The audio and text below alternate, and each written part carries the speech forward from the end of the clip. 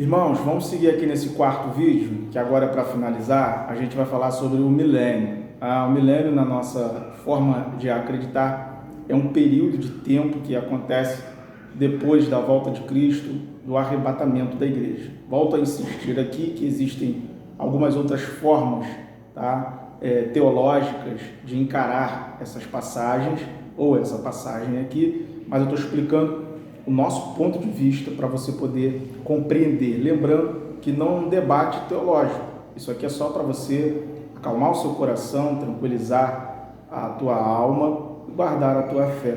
Apocalipse capítulo 20, verso de número 1, diz assim, a partir do verso 1: E vi descer do céu um anjo que tinha a chave do abismo e uma grande cadeia na sua mão.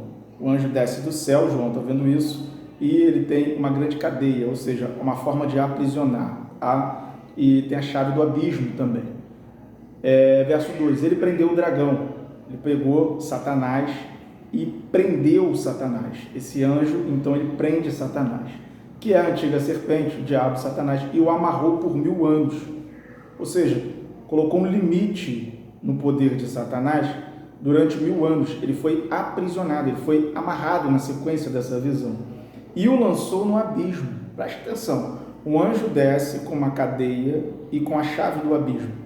Ele coloca Satanás dentro da prisão e depois lança no abismo, e ele fica detido ali por um período de tempo, durante 1000 anos, para que não mais engane as nações, até que os 1000 anos se acabem. Depois desse período de tempo, acabou os 1000 anos, e nós compreendemos que esses 1000 anos são anos literal, pois que acaba os 1000 anos, importa que seja solto por um pouco de tempo.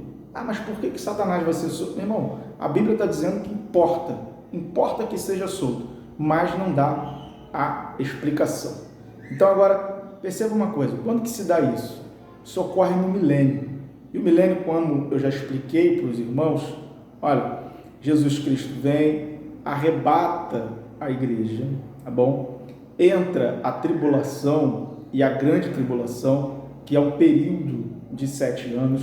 Nesse período aqui, as coisas estão acontecendo sobre a face da terra, o domínio do anticristo. Então, as pessoas que ficarem aqui, muitas vão ver que Jesus voltou, algumas vão se salvar aí nesse período, parece que de forma bastante sofrimento, porque vão ter que pagar com a vida. Durante esse período acontecem a sequência dos sinais, o abalo cósmico, que eu já expliquei nos outros vídeos. Existem textos que dizem aí em Apocalipse que as águas serão feridas e se tornarão amargas. Então nós cremos que tudo isso acontece durante o período de tribulação e de grande tribulação, aonde depois Cristo retorna com a sua igreja. E quando ele retorna, final da tribulação, vai ocorrer o milênio. É nesse período que Satanás é preso para que não engane as nações. A igreja está com o corpo glorificado. E aí tem lá o texto de Isaías que diz que o jovem, criança, não morrerá de 100 anos, e que o velho vai ter longevidade. Então esse período é o período que nós acreditamos que vai ocorrer no milênio.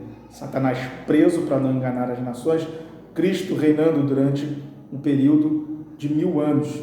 E após esses 1000 anos, importa que ele seja solto. Ele é solto durante esse período de milênio.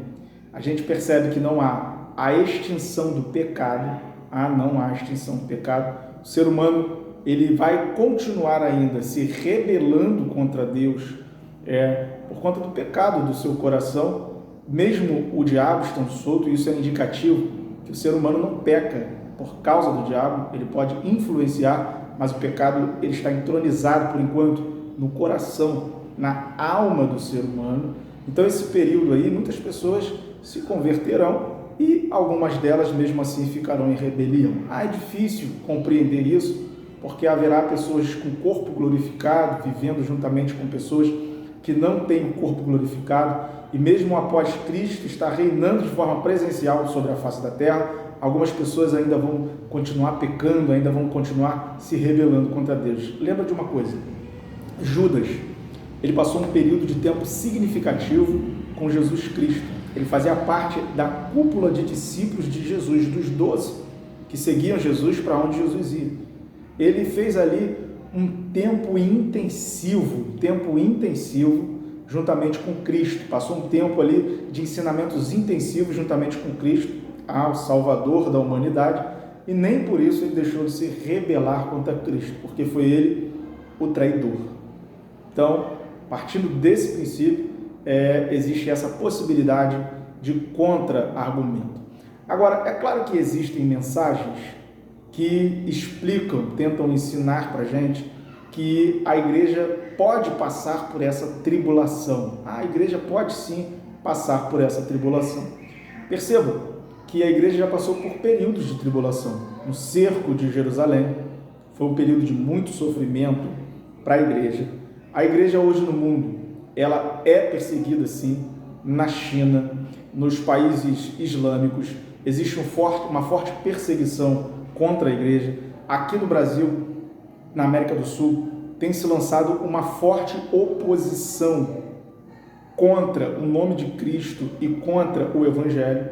Então nós podemos estar vivenciando um período de tribulação, mas nós não cremos, pelo menos eu não creio, e a visão teológica que eu estou explicando para os irmãos não crê que passaremos pela grande tribulação. Existe perseguição sim. Talvez no nosso período possa até surgir o homem do pecado, pode até surgir o período do anticristo, mas eu não creio que todo esse sofrimento de juízo que virá sobre a face da terra, nesse período de grande tribulação, que a igreja passará por ela. Não, nós podemos até viver um período de tribulação como já temos vivido na era da igreja, mas no momento oportuno, quando se manifestar o homem do pecado. A minha fé e a minha crença e a minha esperança é que Cristo retirará a igreja desse sofrimento, ou seja, desse sofrimento excessivo, onde na verdade ocorrerão coisas que serão juízos de Deus sobre a humanidade. E a pergunta é, se você está com Cristo, qual sentido tem haver juízo da parte de Deus sobre a tua vida? Você está lavado, está remido no sangue de Jesus, qual sentido tem você sofrer sinais que demonstram o juízo de Deus contra uma humanidade pecadora? Então, por isso, nós podemos passar por uma perseguição, mas os períodos terríveis aí de grande tribulação, a esperança e a crença é que Cristo ele retire a sua igreja com o arrebatamento. E aí nós estaremos arrebatados com Cristo nos ares, os mortos ressuscitarão primeiro. Se ele voltar agora, quem morreu ressuscite um corpo glorificado, e em seguida esse vídeo aqui vai deixar de existir, porque eu vou receber um corpo glorificado para estar juntamente a ele nas bodas do Cordeiro. E ali é um momento aonde nós estaremos na presença de Deus. Então, quando se encerra o milênio, aonde Cristo vai julgar as nações, o que vai acontecer? Vai acontecer aí a ressurreição dos mortos também, dos ímpios, porque os ímpios eles ressuscitarão para receberem a sua punição. Nesse momento, a igreja está glorificada, a igreja está tranquila, juntamente com Cristo. E diante do grande trono branco, esse grande trono branco é onde Cristo se assentará como juiz. E aí ele vai julgar os ímpios segundo as suas obras. Lembrando que a igreja não participa desse juízo. Não, você já está num corpo glorificado, você já não passou por grande tribulação, você já está recebendo galardões. Quem vai passar por esse grande juízo são os ímpios que vão ressuscitar. E após eles ressuscitarem também, e um corpo aí específico para viver a condenação. Cada um vai receber o seu juízo. E aí chega o final, aonde o inferno, juntamente com o diabo, o falso profeta, a besta, os ímpios, todos eles serão lançados no lago de fogo para a condenação eterna.